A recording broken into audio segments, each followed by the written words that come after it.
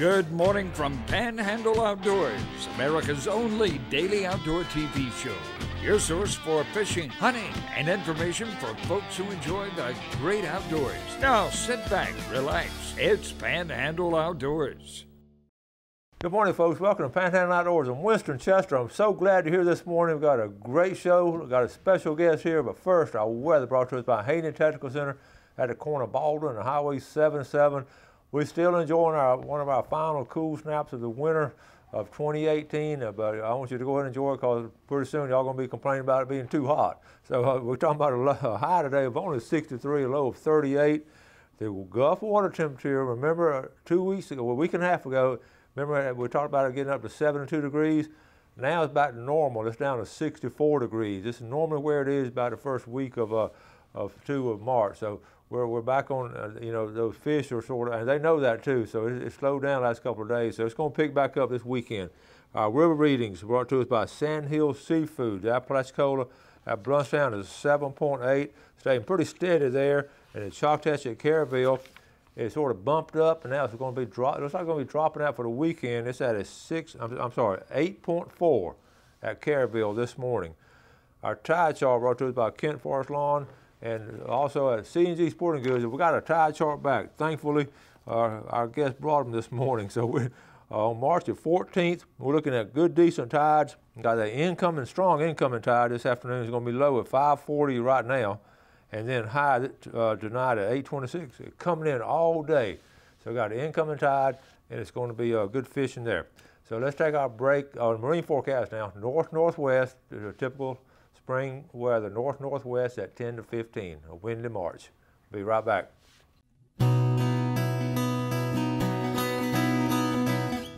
Welcome back, and a special welcome to Ronnie Groom. Good morning, buddy. Hey, always great having Ronnie on, and we're excited because he has brought the pictures of this big buck tournament they had this year. But first, what's been going on with you before we get to those pictures? Been busy, this is the time of year things are happening, the hunting's winding up, and we're getting into all this fishing and everything, so it's a great time. It is. I was down there the other day, and people just bouncing around, all kind of stuff going on. Everybody's ready. I'm telling you, everybody's excited about it, and we're so fortunate to have such great outdoor activities here. We can fish and we can hunt. We got good weather. We got rivers and creeks in the bay and the Gulf. It's just a great place to be. We were talking about the exact conversation we were having before the show came on, and we'll go back and forth on it, and we take it for granted as old timers and all because we just think everybody have this, but we appreciate it. Yeah, I have a guy that works with me from Chicago. Yeah, I know. You ought to talk to him if you want to see how he appreciates this down here. Yeah, you start talking to him, he just lights up. That's right. Literally. He's happy here. So, we appreciate it. We've got to take care of it, and definitely. That's exactly right. You know that, been around. It's changed a lot. We've been blessed, so take care of it. Yes, that's so true. Well, we were looking, I got these pictures coming up, and when Ronnie brought them in this morning, I just said one word, wow. That was some big bucks this year. Yeah, we hold this buck contest every year, and we just measure the horns on a deer. And this year's the best turnout we've had as far as quality bucks. And people are finally learning, if you want to kill a big deer, you got to let the little ones grow. But I'm not a big horn freak. I think a trophy's in the eyes of the beholder, and whatever you think, if you're a youngster, you're hunting one for meat or something, and that's all good. And the thing about it, these bucks have been taken. First of all, we're talking about our unique area, and also, and the show itself. We talked about that, but C&G Sporting Goods, just that being an old sporting goods store, we've talked about it before, how long it's been here. But then they're putting on a big buck contest still, year after year. Ronnie, how much does it cost to be in? Nothing. Nothing. So you just got to go in there and just register ahead of time, and there it is. And I got tickled because these guys, I know these guys now. So let's talk about first place. Tell us about the first place buck. That's David Corbin. David is a good hunter, and he killed a really big deer. I think that deer, it grossed out at 145 6/8. That is a big Florida deer, I can tell you. And that's up there somewhere around Graceville or? Around Chipley, I believe, somewhere. somewhere. These folks don't like to tell you a lot about where they go.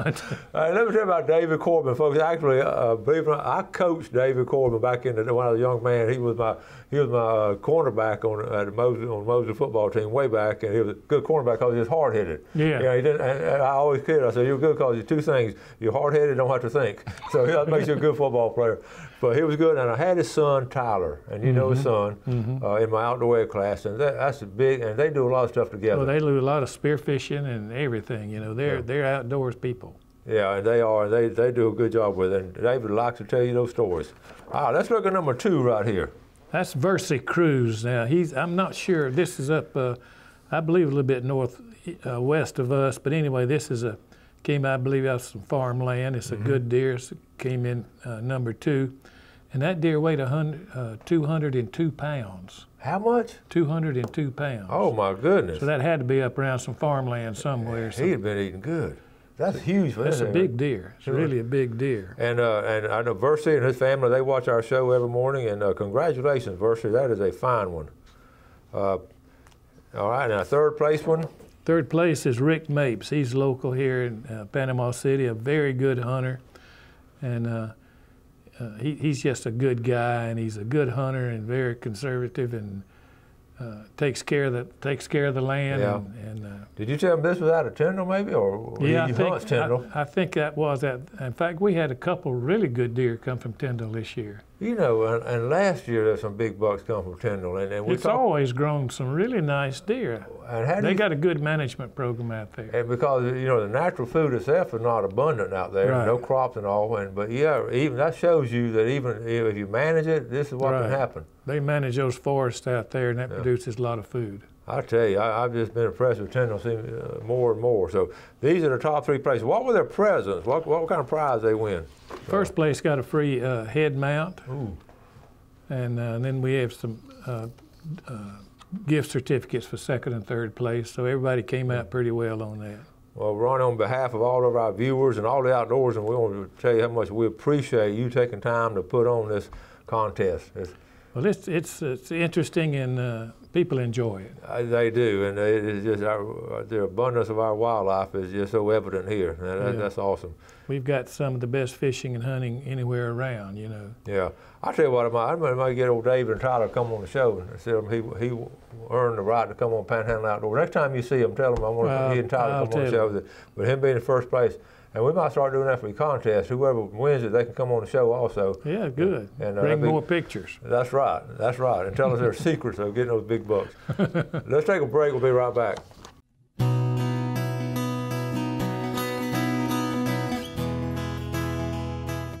Okay, welcome back. It's Ronnie Groom from C&G Sporting Goods, and y'all got all kinds of things on sale down there, I bet. Everything. Everything. Anything you want outdoors, run down there and get it from a local outdoorsman and talk a little bit about outdoors. We got some pictures. We got turkey season up. We got some youth turkey pictures that's been sent in. So let's take a look at them. All of them sent them a story now. This is, hey Coach, I was going to give you a little information on Brady and his first turkey. Saturday, March the 10th at 6:30 a.m. Killed him in Washington County on private land with a Mossberg 410. Brady is 6 years old, and this is his first turkey. Okay, Greg Barron sent this, and here it is right there.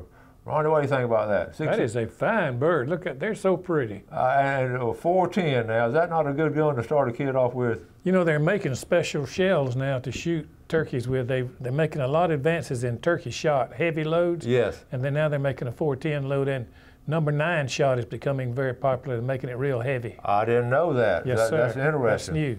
That's interesting. All right, now here, let's, freshwater fishing up there in the Sandhills, Luke Bossler. Now's the time to do it.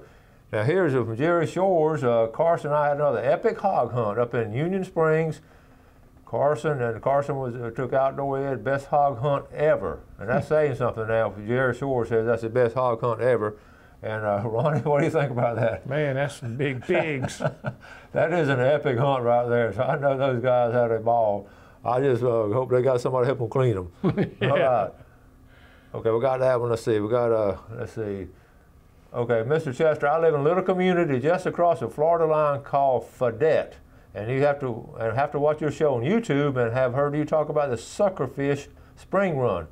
We don't wait on the spring run. We fish with them all through the winter months, and I'm attaching a picture of our January catch of 52 suckers. Hope you get it. Love your show. Retired from Fort Rucker, Timothy 2. And that's what, there you go. That's some red horse suckers right there caught this winter up in Fayette. That's Lower Alabama, up in L.A. Okay. Here's coming from Liberty County. I'm going to give you the names before I show you the pictures. Nate Carpenter and Tanner McSpadden, 12 years old, a double beard, 10.5 inches, 4.5 inches, killed in Liberty County. Check it out. Now, is that not a great picture? Ronnie, what do you think about that? Oh, that's great. That's a big turkey. That's a big turkey. You can tell they're up in Liberty County. Yes, sir. That's most stomping grounds. And there's that double beard right there. Yeah. And that's something. Okay, a couple more pictures. Grant Conyers up there in Liberty County. Caleb has scored. Thank you, Lord, for blessing us this morning. And yes, he used Daddy's gun. This could cut into my numbers for sure. I wouldn't have it any other way. The boy is pumped. And let me blow this up so you can see him. You think he's excited? Look at that. Oh, big he's green. a happy camper right there. Look at that. That's up in Liberty County. Yeah. And ironically, those two dads right there, they played high school football together, and they got the boys out there hunting. That's good, ain't it? Take the youngsters out. Yes, sir. Real quick, Bay County chapter, Ducks Unlimited, April 13th. We'll talk more about it about a month away, but it's coming up pretty soon. All right, and there's the phone number, Randy Alsabrooks, right there. And so, Ronnie, turkey season. Tell us about that, about turkey season. It opens up this Saturday, and it's time to get out and start looking around and listening. It's time to really do some scouting and be ready. Yeah. And they got a new turkey load you're telling about. So that's an advancement? Or? Yeah. You know, it used to be you used 2s and 4s and 6s, but now they come out with these new loads, and a heavier shot makes it more effective. And the more pellets you can put down there, the more chances you have, because it only takes one pellet. Yeah. One pellet. So the more pellets you can have, and you can, with these new, like these number 9s they're coming out with, you can double the amount of pellets you've been shooting, and they're heavy enough and they're very effective. So that's what it does. It doubles a lot more pellets. But got the same amount of powder and all. Yeah. Basically, but it's just putting out more pellets. It's just hard to find them right now because they're new, and in fact, we don't have any right now, but we've got them coming. I think. Got them coming in. They're very effective, and you need to check it. You need to pattern your gun now too, and make sure it shoots good, because good point. Different guns, different chokes will shoot different. So you need to get out and shoot them and find out how your gun shoots. And usually the effective range is out to about 40 yards, maybe 50, but further than that, you ought to call them closer. And that's the fun of turkey hunting, is calling it. You know, you can buy turkeys cheaper, and you can go out and hunt them. Oh yeah. Well, you know, we had a youth turkey hunt this past weekend, and I heard a lot of folks. We showed some pictures of successful hunts, but some people didn't get them. But everybody I talked to had them coming in or for different things. They said, "What's amazing? You can see it too. Why they didn't get a shot at them?" One guy was talking about they had 2 gobblers coming in, and a hen walked between them. They just started following that hen. And you got to wait sometimes till they separate. It's fascinating what all can happen. And I'm not an avid turkey hunter. I've been out there and turkey hunted, and every trip I've made, it's been special. Well, I've hunted them for many, many years, and I can tell you the secret is patience. Yes, it does teach you patience. Patience. You know, if you're young and got legs and you can run and gun, you know, that's the way to go. But I prefer now to sit somewhere and just let them come to me. Let them come, call them, they're coming in. I've crossed enough tie swamps. And I know a lot of folks get them sort of roosted the night before, sort of know where they're going to be. Yeah. And they know that area, and then before daybreak, you get in there and you get set up. You blow a crow call or something like that, make a sharp, abrupt sound, and usually a gobbler will gobble. Yeah. I've had them gobble at horns blowing, or somebody shoot a turkey way off, and one close to you will gobble from that noise. Yeah. And don't forget our local chapter, the National Wild Turkey Federation. Ken Paramore and Stan Kirkland have really got this chapter going good. Yeah, we do that at our church every year. Yeah, I know. It's special. And we're going to, and they have that youth turkey hunt going on the whole season. And they'll measure them for you and all that. So I want to encourage you to enter youth in that contest all season. So are you going to get to go anytime soon, or are you going to be working much? I'm going to go a little bit. I don't get up as easily as I used to at 4 o'clock in the morning and then go hunt for an hour and a half and then go work all day.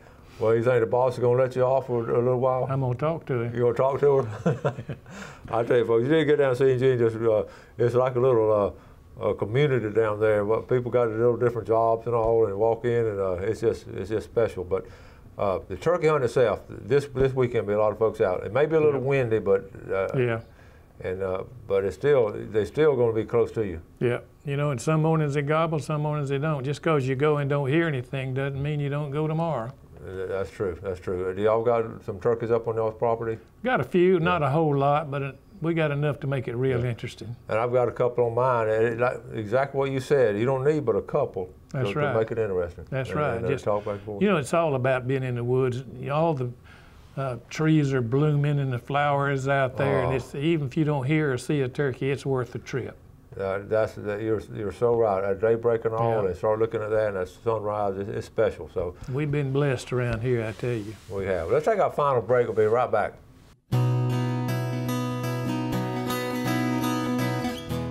Okay, welcome back. Sitting here with Ronnie Groom. Let's look at our fishing game time today, brought to us by Blue Water Outriggers down at Port St. Joe.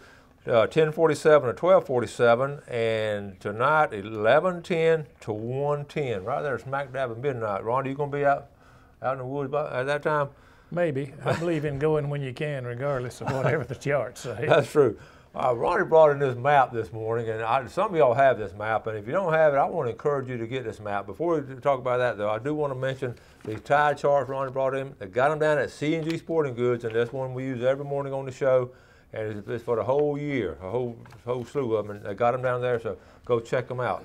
But this map, and we've had it on before, but it's just special. And Ronnie, we're going to talk about it. You've got these maps down there too, right? Yeah, we got the maps. Tell us about it. These are great maps. They're very old. This is an old map. It goes all the way almost from Bluntstown down to Apalachicola Bay. Mm-hmm. It's got St. Vincent Island on it. And if you like the river and want to learn, this is an amazing map. It's got just hundreds and hundreds of places. You know, places like the Brickyard, the Fingers, Smith Creek, the Log Jam, the Brothers, St. Vincent Island, the Dead Lakes, everything's on there. And this is back when the roads weren't even paved in those places down there. We were talking about this. It's classic. It is a classic, and the people that put it together, it was amazing how they were able to put it together. It was the kind of, now it would be easy to do with a drone, but back in those days, I mean, they were out. I don't know how they did it. No telling how long it took. It's got so many places. If you want to learn about the river and the area between one end to the other, this is a map to get, because it's got every little creek on there. And you were talking about a fellow that said he lived down there and he still didn't know everything about it. Yeah, Waylon Graham, and he probably, he's old now, but anyway, he grew up down there, and I saw him not too long ago. He said he still hasn't been all the places. He's been there his whole life. He still hasn't been places. This has got everything in it, the name of every creek and slough down there, St. Vincent Island, you know, the bay down there, all the way up, the Dead Lakes, Chipola River, everything's in there. It's just amazing. And most people that live down in that area particularly, they will maybe frame these, or they're laminated. You can just hang them up or put them in your den at home. Yeah, I get so fascinating. You're right. You really need, we got several crown jewels in the Florida Panhandle and outdoors. This is one of the crown jewels right here, this river system. Yeah. And just because of the mirage of the tributaries and all, and the lakes, Lake Wimico, look at all the fish that caught out of it. And then on the eastern side, you got Tate's Hell. Yeah. And that's it don't get any wilder than Tate's Hell. It's wild. You know, they used to say the Everglades are wilder than Tate's Hell, but no, civilization is encroached in that area. It's really not a little section of the place, but old Tate's Hell is hanging in there. I've heard before that they first went into Tate's Hell with a bulldozer to make a road, and they lost the bulldozer. Yeah. Again, you can spend a lot of time in there, but this map will take you down that goes into Carabel and the New River, and that's special places. Yeah. Indian Swamp, and on up on the north end up there. You got Dead Lakes, and go way up there, River Styx. The Fingers, everything's in there. That's what's fascinating up on the north end of Calhoun County and south end of Calhoun and Liberty County, Sumatra. Yeah. All those places. So anyway, these maps are down there, and like I say, you need to have it. And I was telling Ronnie, we were looking at it before the show, I said the only bad thing about looking at this map it makes me just want to go right now. Go.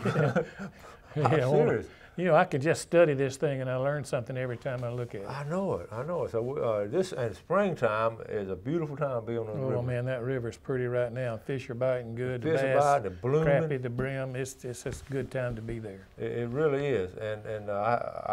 I'm looking at me a stick steering boat because the Gale's usually on the front end, but the snakes are out this time. Oh yeah, be careful. And they don't bother me, but Gale not very fond of them, so that's why I'm going to go to stick steering. So I'll get the snake first. We made an agreement on that. So anyway, we're going to wrap things up. We got a minute or two left. What else is going on with you? Well, there's a lot going on now. You know, this is time of the year that you really need to be getting your guns cleaned up and get your tree stands down and all that, you know, and get all that put away so we can get into this fishing business. I'm glad you brought that up. Cleaning the gun. What can I do real quick?